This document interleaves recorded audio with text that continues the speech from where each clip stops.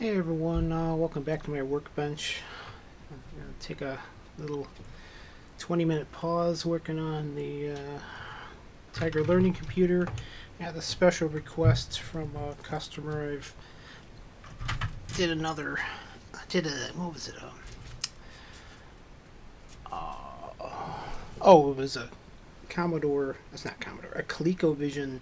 He wanted the cords replaced on it. And I did that a while back, and he asked me to take a look at this dun, dun, dun, Jaguar power supply. Yes, he knows you can just replace it, but since I'm crazy, I'll actually open up and take a look. Let's see how it is. This is a regular regulated DC power supply. It's a specs on it. It's a 9 volts DC at 1.2 amps. Maybe y'all can learn something today too. A little bit of basic electronics. So this is what's known as a linear power supply, as opposed to a switching mode power supply. And let's see, let's not get too technical, but let's show you what that actually means. A linear power supply, DC power supply, it's not a transformer. There is a transformer inside of it, but it is not a DC power. It is not a it has a transformer, but it's not a transformer.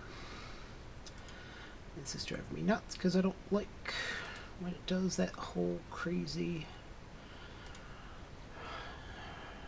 It loves to turn on backlight compensation. Let's see if that's better. It's a little better. Not great, but better. Anyway. Alright. So, how it works is you have your 120 volts come in, which is AC. This is represented by that little wave there. Okay.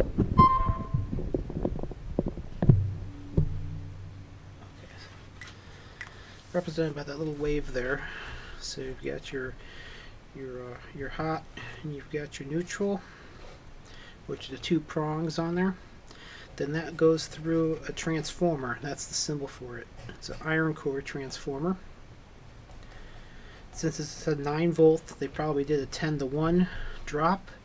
So you got 115 volts AC, and then you have 11.5 volts DC on this side. So it's still AC signal at this point. Then what they do is they put it through a rectifier circuit, which looks like this. Now what a rectifier does, it uses 4 diodes. I think I've got these pointed the right way. I can't remember.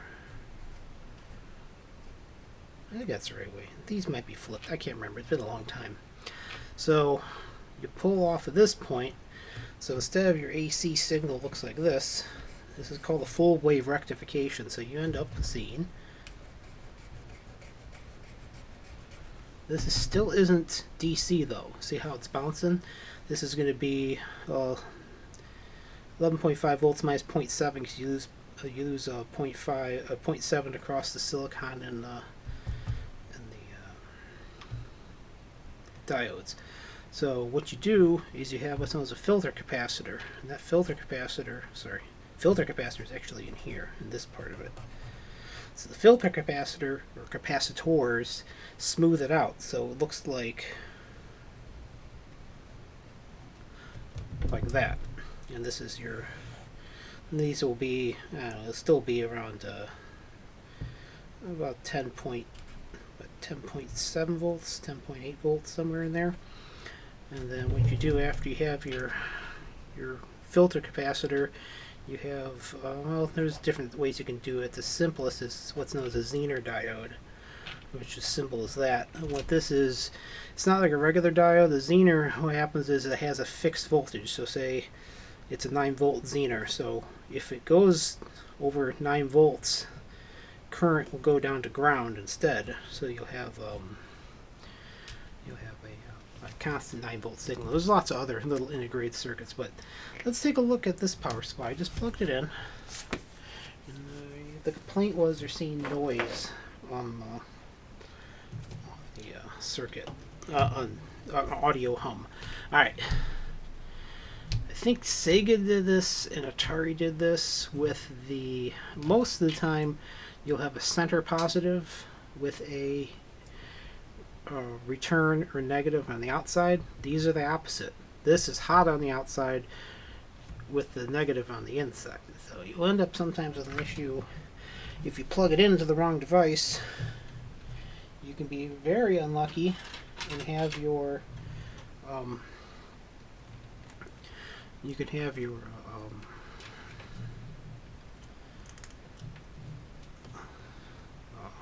there's usually a reverse current protection, but you can blow up your reverse current protection pretty easily, unfortunately. So I'm putting the sender I know is neutral on this guy, and let's see what this looks like.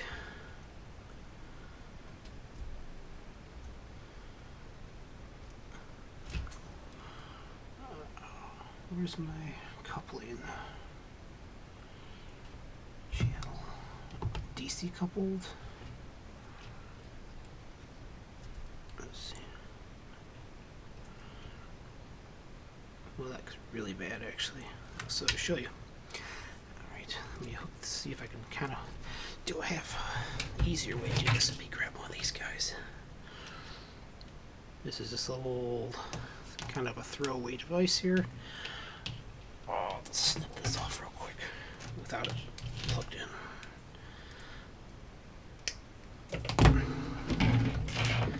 Like I said, a little bit of a lesson for everyone for how it looks before I open it up. Alright, so this is, since I know it's reversed, I'm going to put the ground on the red, which is going to the center, and the black to the positive. Let's throw this on auto.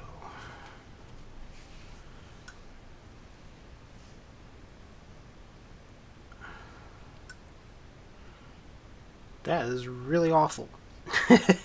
This should be, it might be either the cap is completely dead or one side of that rectifying bridge is gone. Is this, see how that's going all, this is what they call DC coupled, so that dotted line in the center there, that is, let me blow this up a little bit so you can see. It should not look like this. It should be nice and flat going across the top here. But you can see here how much of those gigantic dips. So it's dipping down. See, what's my voltage division?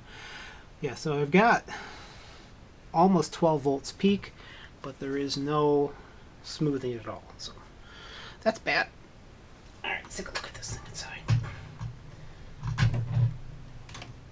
Okay. Yeah, it's bad. Oh, that's an interesting anti-tamper. I'll show you that. I was warned this had a bad anti-tamper. I'm hoping it's just a bad cap and not a bad rectifier, but even if it's a bad rectifier, I usually have the parts on hand. Let's take a look inside. Where is my anti-tamper set? Here it is.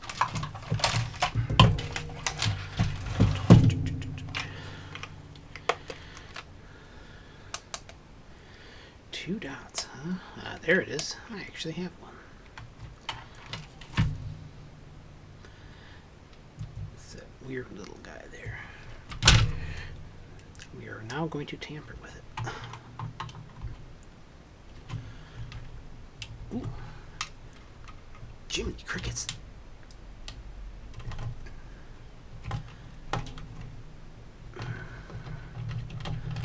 That is one seriously tight. Oh, that's a long screw. It's an inch long. Self-tapping, which is why it is that stiff. I mean, this one isn't too bad.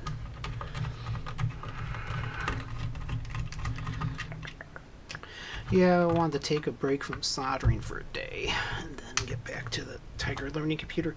I also ordered a serial mouse. I don't own any. I want to plug it in there, see if that's the why we're not getting a mouse action.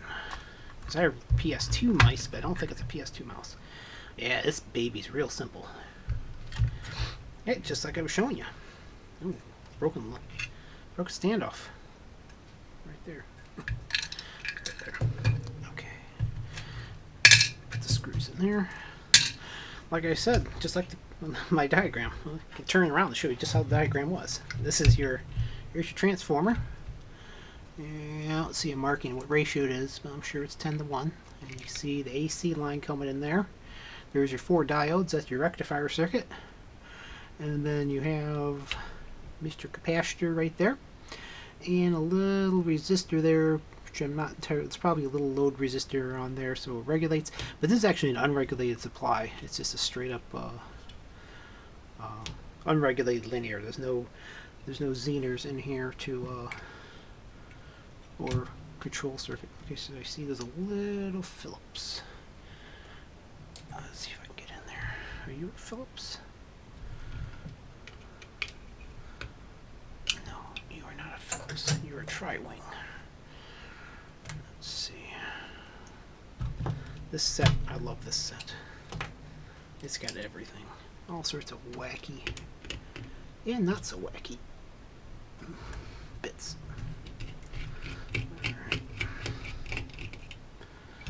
Let's see. What are you? You are dirty. This is originally a 4700 microfarad. Markings are right there. 4700 microfarad, 16 volt. Oh, let me see if I got one, a bad boy that big. And in a minute I'll test these, all 4 of these diodes too. Might as well do that now. I'm sure that capacitor is completely shot. Yeah, it was rectifying it, but that filter cap is doing nothing right now. DMM. I want diode tester.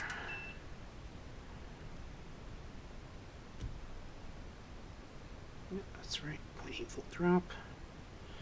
0.8 volt drop. 8 volt drop. 8 volt drop. Flip it around. So the diodes are alright. Oh, they're fine. Alright, diodes are okay. So it's just like the wave you saw. It was just a beep, beep, beep. Sorry. Beep, beep, beep. It just means it was rectifying it, but it was not adding any kind of filtering. 4716. Let me see if I have any, or if I have to order one.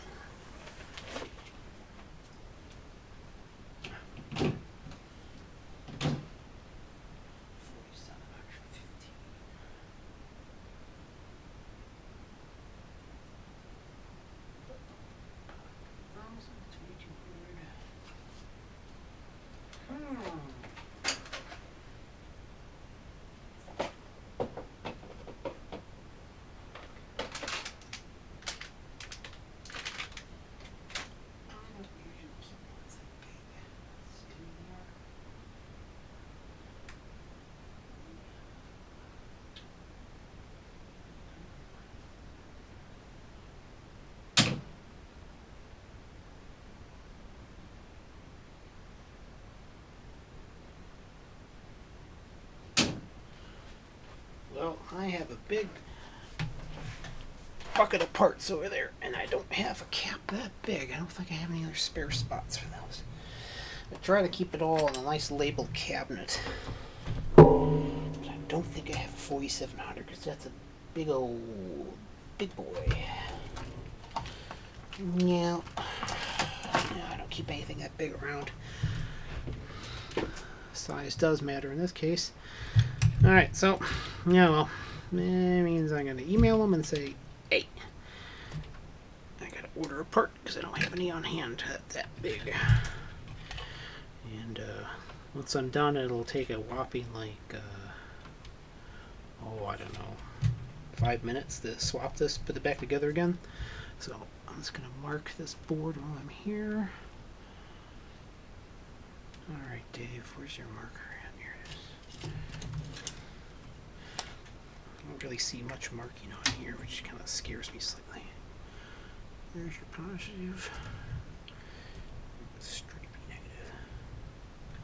Alright, so, alright. That's it for tonight. And maybe now I got time, I'll go back to the Tiger Learning Computer. Well, we'll see.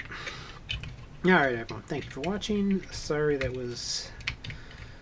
I thought I'd be done with this already because it is a quick one. But I got to order a part. Not a big deal. It'll be continued some other day. And fix this little power supply. Thank you for watching.